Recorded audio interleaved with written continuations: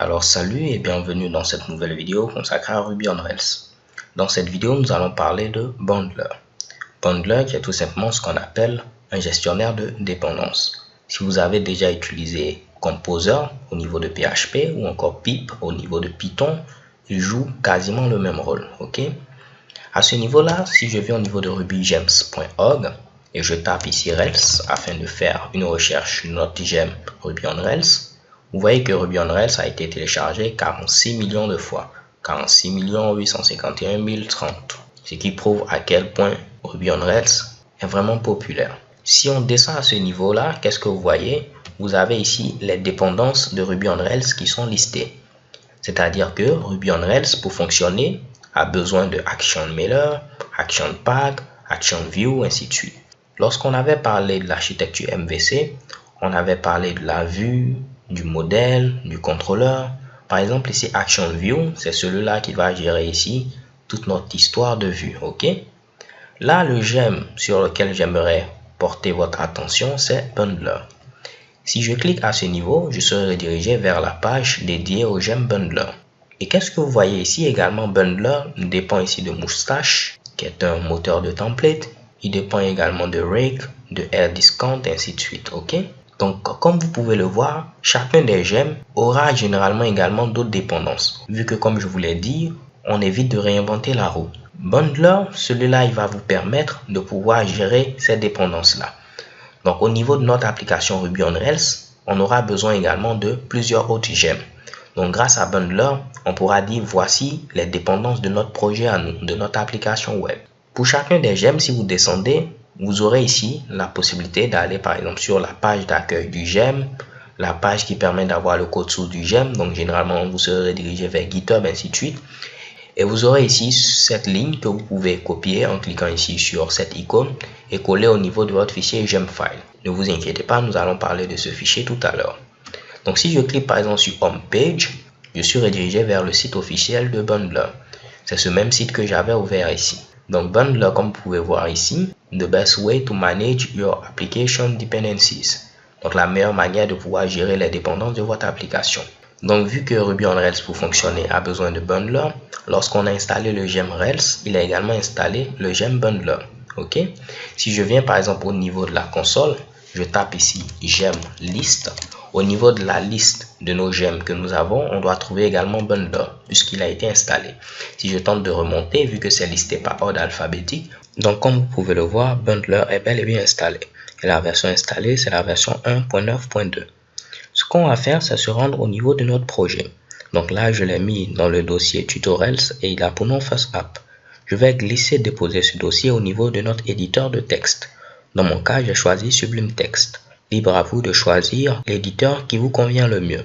Si je tente de déplier mon dossier, vous voyez que j'ai deux fichiers ici, gemfile.loc et gemfile. Ce sont ces deux fichiers-là qui sont reliés à Bundler. Et on va tenter d'expliquer l'utilité de ces deux fichiers. J'ai ouvert premièrement le fichier gemfile.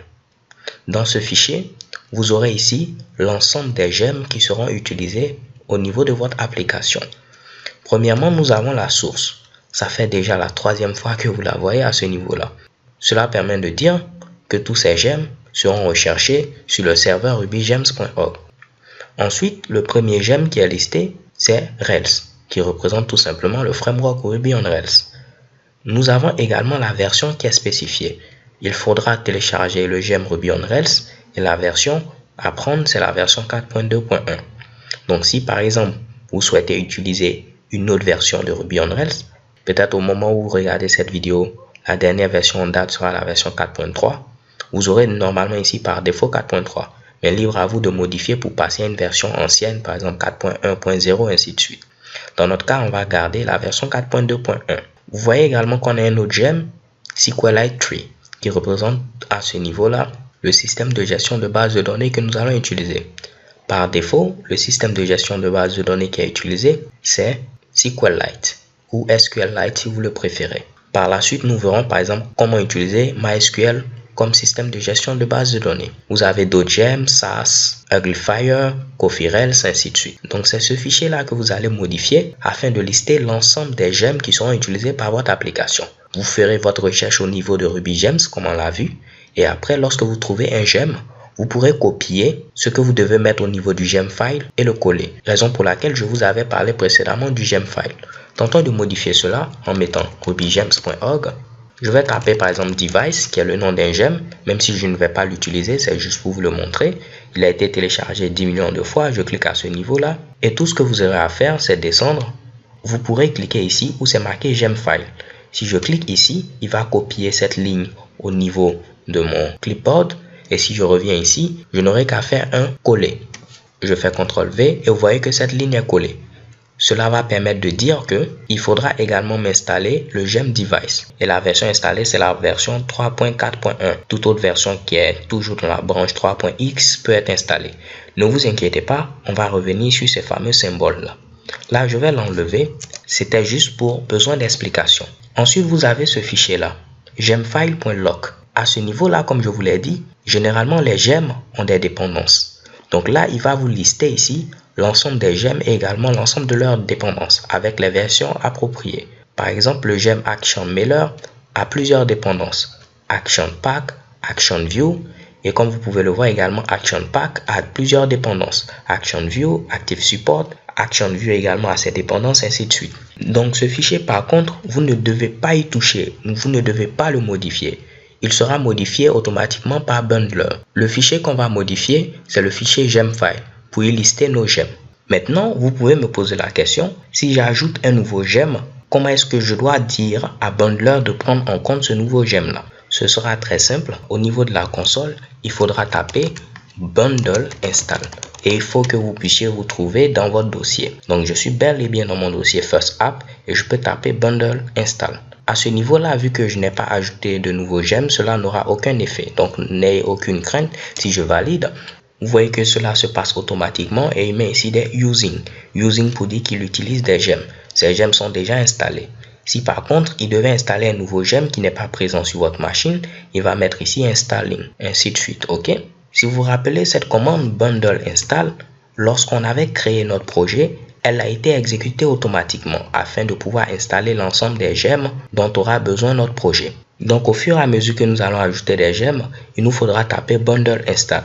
Donc Bundler va prendre la nouvelle configuration de votre fichier gemfile afin de générer un nouveau contenu pour le fichier gemfile.lock, sans oublier d'aller sur rubygems.org afin de télécharger et installer de nouveaux gems dans le cas où cela serait nécessaire. Donc là par exemple, si on ne veut plus utiliser le gem CoffeeRails, tout ce que j'ai à faire c'est mettre un dièse en tout début. OK? Si je mets un dièse en tout début, c'est comme si j'aurais commenté cette ligne et vu que je l'ai commenté, lorsque je vais mettre ici bundle install comme cela et je valide, automatiquement dans ma nouvelle configuration de gemfile.lock, à ce niveau-là, mon projet ne va plus dépendre directement ici de CoffeeRails. Donc là, pas de souci, je vais tenter de faire CTRL Z afin de revenir à ce qu'on avait précédemment. Et dernière chose avant de terminer, on va plus tard taper d'autres commandes. Donc je vais faire CLS, on va taper par exemple une commande recdb comme cela, migrate, ok, qui va gérer les migrations. On va y revenir, ne vous inquiétez pas. Ce que je souhaite vous dire, c'est que lorsque vous allez taper ces commandes-là et que vous voyez que vous avez des erreurs, généralement pour résoudre cette erreur, il faudra taper bundle exec. Donc préfixer la commande en question par bundle exec. Cela va permettre de dire je souhaite exécuter cette commande dans le contexte généré par bundle pour mon projet. Et vous n'aurez plus cette erreur là. Donc rappelez-vous de ce Mitsubishi. Les gars, si on souhaite récapituler, Bundler c'est un gemme à part qui va nous permettre de pouvoir gérer ici nos dépendances. Donc on peut utiliser Bundler en dehors de Ruby on Rails. Mais Ruby on Rails a décidé de dépendre de Bundler afin de gérer les dépendances de nos projets. Il y a deux fichiers qui sont importants, gemfile et gemfile.lock. On pourra modifier le fichier gemfile, mais pas le fichier gemfile.lock. À ce niveau, on peut laisser l'ensemble des gemmes qu'on va utiliser et après, une fois que c'est bon, on peut mettre ici bundle install. OK?